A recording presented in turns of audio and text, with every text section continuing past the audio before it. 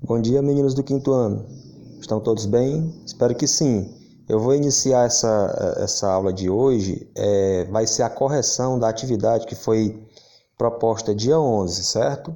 Aliás, ela foi proposta dia 13, tá bom? Atividade de português.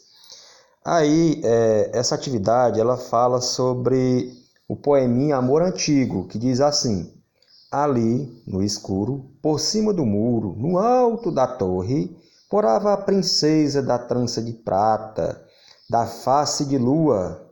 Ali, no canteiro, morava a roseira, da rosa primeira dos contos em flor. Chegando de longe de outro reinado, um moço montado no seu alazão. Subiu pela trança, beijou a princesa. No céu, uma estrela virou o coração. Bem, a primeira questão pergunta quanto ao gênero. O texto acima é classificado como? Bem, aqui, como você pode observar, é um texto escrito em versos que se unem formando estrofes. E o único gênero textual que é escrito em versos que se unem para formar estrofes é o poema. Então, a alternativa correta é a letra B, poema. Vamos à próxima questão. A próxima questão diz o seguinte: quem escreveu esse texto? Bem, o autor do texto, ele sempre fica localizado, sempre não, na maioria das vezes fica localizado aqui abaixo do texto, né? Nesse caso aqui específico, tem Ortoff Silva, mas observe que tem uma vírgula aqui entre os dois nomes. Isso significa que foi feita uma inversão do nome e o sobrenome. Então, o correto, quem escreveu esse texto, foi Silvia Ortoff. Tudo bem? Vamos agora para a terceira questão. Que conto de fadas é recontado no texto Amor Antigo? Bem, se você prestar atenção, você vai perceber que falou bem aqui 1, 2, 3, no terceiro verso da primeira estrofe, fala no alto da torre morava a princesa da trança de prata. Qual é o conto de fadas que tem uma princesa com tranças e que mora no alto de uma torre? É a Rapunzel, né? Então, a alternativa correta é a letra C. Agora nós vamos retirar do texto um trecho, aliás, dois trechos que confirmem essa nossa resposta da terceira questão, em dizer que ali trata-se da Rapunzel. Nós temos aqui a palavra, aliás, a expressão a princesa da trança, não é? Que isso diz que já fala da Rapunzel, e logo lá abaixo diz assim, ó, subiu pela trança, não é? Então, esses dois trechos, eles confirmam que a resposta da terceira questão é Rapunzel, tá bom? Agora nós vamos escrever esse texto empregando dois pontos e travessão, tá bom? Nós não devemos esquecer dos parágrafos. Aí eu vou dizendo quando é que você tem que pular a linha, eu vou dizer de acordo como deve ser escrito, tá bom? Então vai começar assim. Parágrafo. A cobrinha chega em casa e pergunta para o papai. 2 pontos. Na outra linha, você vai colocar um travessão. É verdade que somos venenosas? Na outra linha, você vai colocar outro travessão e vai dizer: não, minha filha. Mas por que perguntou? Na outra linha, você vai colocar o parágrafo. E a cobrinha? 2 pontos. Parágrafo.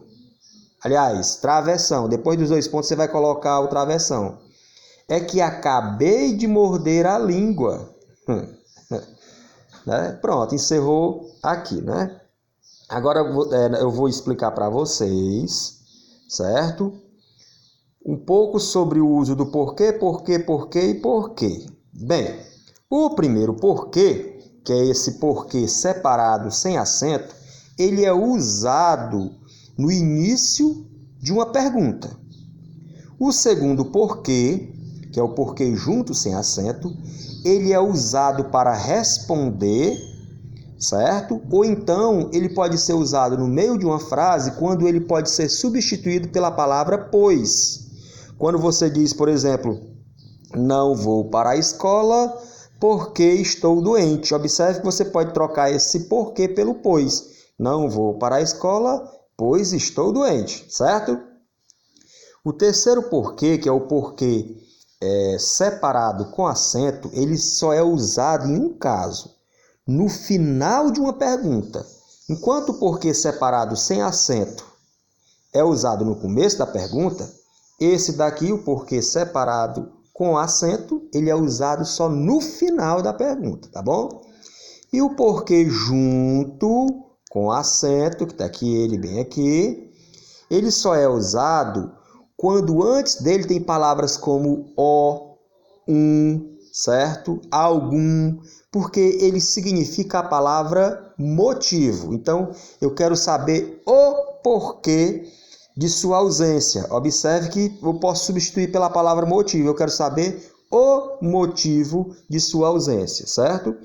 E aí, você vai escrever aqui duas frases usando o porquê separado com acento. É só fazer uma pergunta e colocar ele no final. E o porquê junto com acento.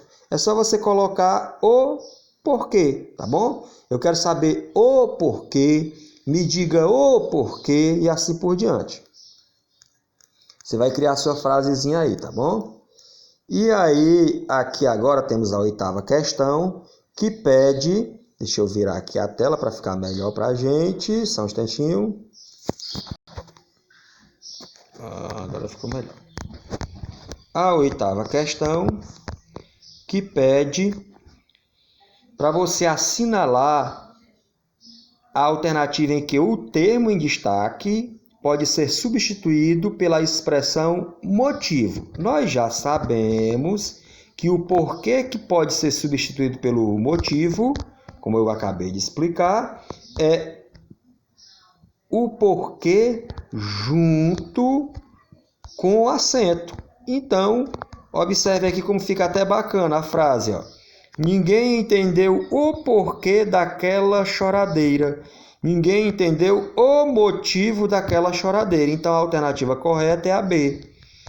E, para encerrarmos, a 9ª questão, que diz: no caso assinalado na questão 8, a que classe gramatical pertence o termo destacado? Bem, nós marcamos a alternativa B, o porquê. E aí você tem que entender o seguinte, que toda palavra que antes dela tem o ou um a, como é o caso do o porquê, certo?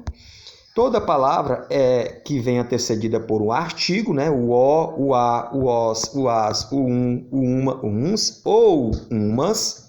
Se tiver uma dessas palavras, você tem que ter a ideia de que ela vai ser um substantivo.